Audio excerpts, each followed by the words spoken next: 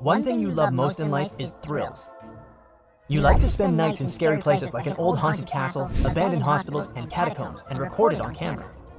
You prove there's nothing extraordinary about such places, and all the thrill is in your head.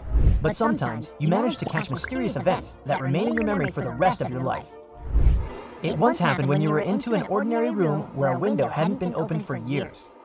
One of your fans wrote to you that he's doing an experiment. He hadn't aired his room for ages to find out what would happen. You arrive there and see an ordinary residential house. The first thing you notice is a strange window on the second floor. The glass is covered with a thick layer of black-yellow soot, so you can't see what's behind it. This must be the room. You're going up the stairs, the floor is creaking. The house seems fragile. The sharp smell of mildew hits you in the nose. You see a closed back door. Before opening it and going inside, the host gives you a gas mask. It has to protect you not only from the smell, but also from poisoning. You turn on the camera, push the door handle, and you take one step and don't believe your eyes. You want to turn off the camera and get out of there as soon as possible. You realize that this is the scariest place you've ever been.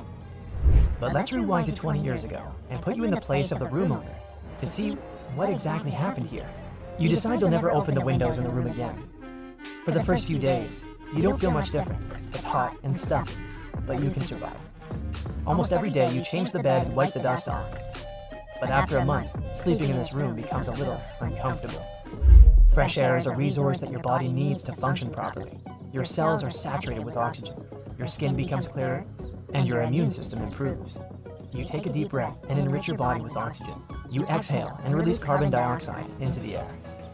The amount of oxygen decreases every day. It becomes harder for you to breathe every night. You cough a lot. Your body needs fresh air, and without it you can't sleep well. You have nightmares. You sweat a lot. Your skin gets an unhealthy yellowish blue.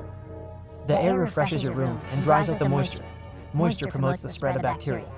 Every night your body sweats. All this body liquid evaporates and remains in the room, and nothing prevents the bacteria from increasing their population. The air becomes dirty and heavy. An unpleasant, stale smell appears. Breathing is hard, and you decide to stop sleeping in this room, but still keep the window closed.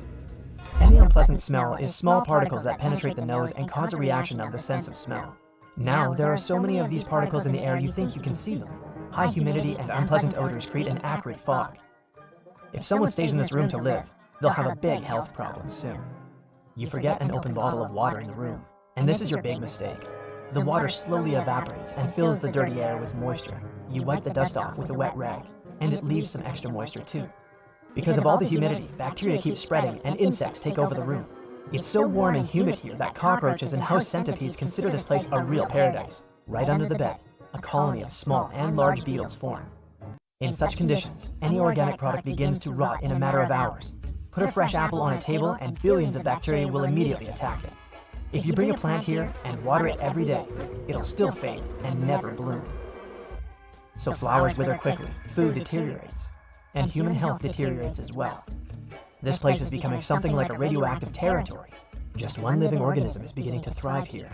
It's mold. Over the years, mold has covered the entire room. Cabinets, chairs, table, and bed are rotting more and more day after day. The room turns into a black and green realm of decay. Objects in the room become fragile. A notebook or a pen placed here may disintegrate if you pick it up. Mold needs heat, darkness, moisture, and oxygen to grow. The room conditions aren't similar to a vacuum. Oxygen still gets inside through doorways, doors, and small openings.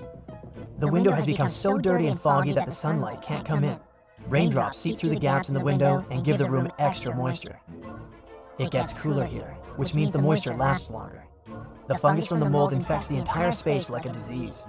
Now you can't enter without a gas mask. The slightest vibration of the air can provoke the fungus to crack open, and then the mold spores will be in the air.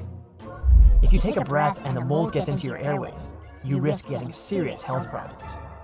If you don't stop the mold from spreading, it will take over the house. Slowly, it penetrates other rooms, ceilings, and walls. This can disrupt the structure of the whole building. You may not even notice the mold growing. It can hide inside floors and walls, cover pipes and tiles. The room can no longer be saved, even if you open the window and clean it up. The mold is a part of the house now. The best thing to do is to build something new on the ruins of the old one. And now, let's go back to the beginning. You're that guy who likes creepy places. You open the door and see a dirty, moldy space. It seems that it has an independent ecosystem now, living separately from the rest of the world. You shine a flashlight and see small spores flying in the air. Right in front of your face, a centipede falls from the ceiling and crawls under the bed.